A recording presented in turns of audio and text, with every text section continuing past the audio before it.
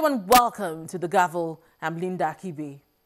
The attention of the nation has been on the 2019 general elections, which held on February 23rd with the presidential and National Assembly elections.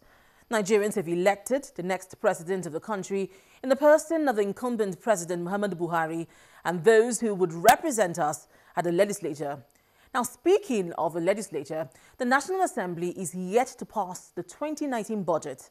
President Buhari presented a federal budget of 8.8 trillion naira to a joint sitting of the National Assembly in December 2018.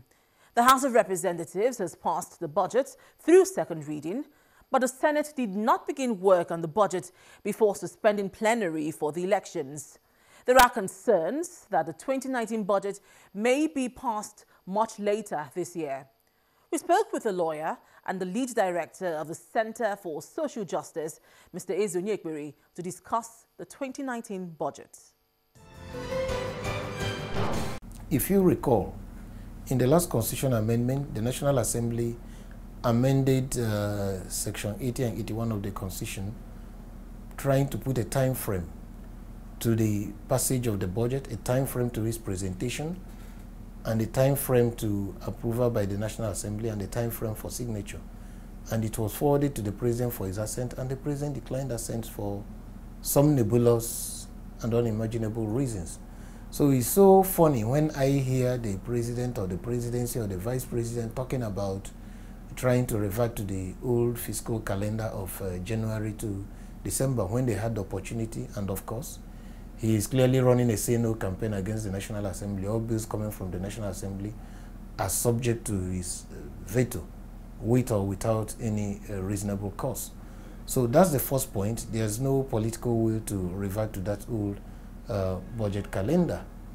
In terms of the key parameters and assumptions of the budget, we are still back to square one, talking about $60 per barrel, talking about 2.3 million barrels per day, and all those kind of assumptions. Well, by the time they made the budget, you knew that the benchmark price of crude oil was, the crude oil price in the international market was a little lower than the benchmark, although of late it has started coming back to that 60 something price range. But that should not be the case. We simply can't make a budget based on $60 a barrel at a time the price is just $60. We must have some buffer, some leeway, so that some money could be saved in the excess crude account or the sovereign wealth fund or whatever. So there is still the fear that the price of crude oil may get back into negative territory below the benchmark price, and that will augur well for the budget. That budget will be dead on arrival. Of course, we've never made the 2.3 million barrels a day. We didn't do that in 2018. Neither did we do it in 2017. So I don't know the basis of insisting on having the production at 2.3 million barrels a day, unless it's simply aspirational. And then, of course, you talked about the deficits, which is being planned, and the group plan particularly, which is about 3.1%. Of course, you saw the one for 2018, which is still under 2%.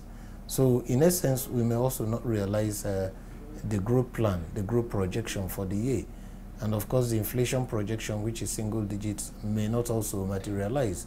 So we have a budget that is built on a lot of assumptions that nobody's sure will come true at the end of the year. The possibility or probability of it coming true is fairly remote, considering the current socio-economic and political environment we're operating in.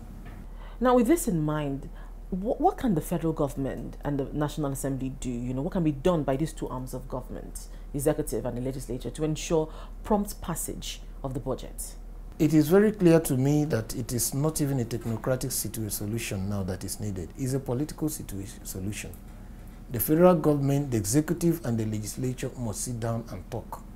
But today, you know that the executive and legislature don't work on one part. So it's more political than whether the capacity is there or not. So if they want to do it, it's possible. Maybe, assuming a new government comes into place, as soon as they finish elections, you start planning for next year's budget. You start planning for the medium-term expenditure framework, get it ready by June, endorse it by Federal Executive Council, submit it to the National Assembly by late July, early August, before they proceed on their mid-year legislative break.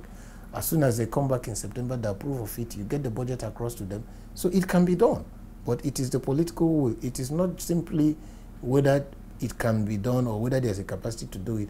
It's simply because the presidency and the executive and the legislature do not sit down, they don't work on the same part. Now, you said the problem is largely political, but it's interesting because the executive and the National Assembly are from the same party.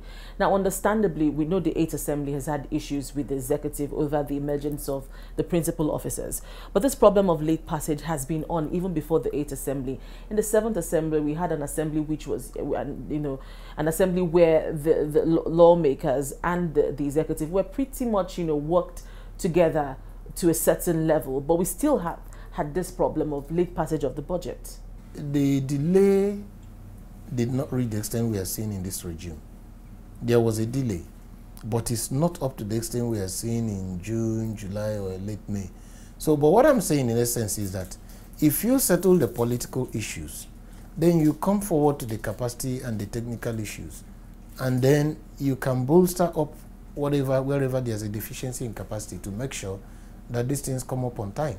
Yes, it's been a bit perennial, but the way we are going now is simply is no longer within the contemplation of what we are doing before March, April. Now we are doing June. Now it's already mid-February, and particularly the Senate has not even started work on the 2019 budget. And do you think that this would even further worsen the delay in the passage of the budget? It's likely going to end up around late June, July, because you even ask yourself, can you even start considering a budget without the MTEF? You're putting the cart before the horse, okay? So because the MTEF is the basis upon which you construct the budget, you prepare the budget. So if you are now looking at the budget without even approving the MTEF, that's a very huge problem. So I even see a situation where if they understand themselves, in election years, the budget should have gotten accelerated hearing much, much earlier, okay? So that you finish the business of preparing and approving it before you even go for electoral campaigns. But that's not what we have here. So maybe I see it coming up late June, early July, because there'll be a lot of lethargy in both chambers, people who are not coming back, who wouldn't feel obliged to put in a lot of time, people who have just come back from campaigns already tired and exhausted. Of course, after the campaigns, tribunal proceedings will start. People will have to face up where there were manipulations, going to court, going to tribunals, people who felt that their mandate has been stolen. So there will still be a lot of distraction.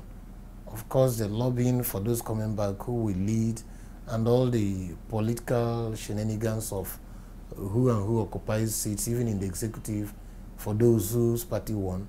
There will still be a lot of distraction. So I don't see them just approving this before late June this year. It will be a miracle. Do you think the country's debt profile is a source of concern? I'm talking of both foreign and local debts. Of course, it's a cause for grievous concern, because the authorities are trying to hoodwink Nigerians by talking about debt to GDP, when we know that's not the problem. The real problem is the debt to the revenue.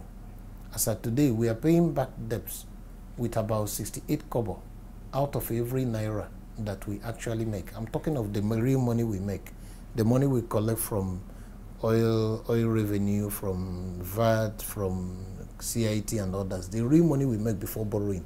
For every naira we make, we use about 68 kobo to pay back debts. And so that's not sustainable. So when somebody begins to compare, oh, the United States, Britain, that such countries, they are not in our class. And who are they owing, for heaven's sake? They're possibly owing themselves. All debts, most of the international debts are denominated in dollars. And the dollar, there's no international central bank or mint corporation that produces or mints the dollar for the whole world to use. It is minted by the central bank. Managing it is American Central Bank, and the mint managing it is American Mint. So that's what people don't understand when they say America is owing so much. America is owing itself. And who understands the politics they play or the dynamics of when you print more dollar and when you print less dollar. So let's not just confuse ourselves. The important thing is that we are on an unsustainable binge of borrowing. And unfortunately, we're also borrowing more with the new budget. We're proposing to borrow more. And that's why I'm saying that we've allowed politics to becloud a sense of reasoning. We've allowed politics to trump over economics. We've allowed politics to trump over development. We've allowed politics to trump a lot of things that we shouldn't have done. Because the capacity to run an economy at this stage of our development is not there in the current government. Okay?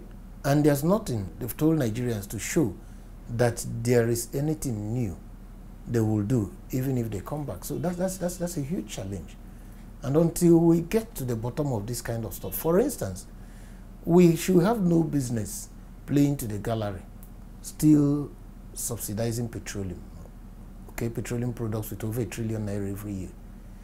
If you remove that subsidy and gain about 1.5, 1.7 trillion to 2 trillion a year, that's some money that will augment capital expenditure. But the cost of petroleum would further increase. How is it sustainable for Nigerians? Now, let me put the picture.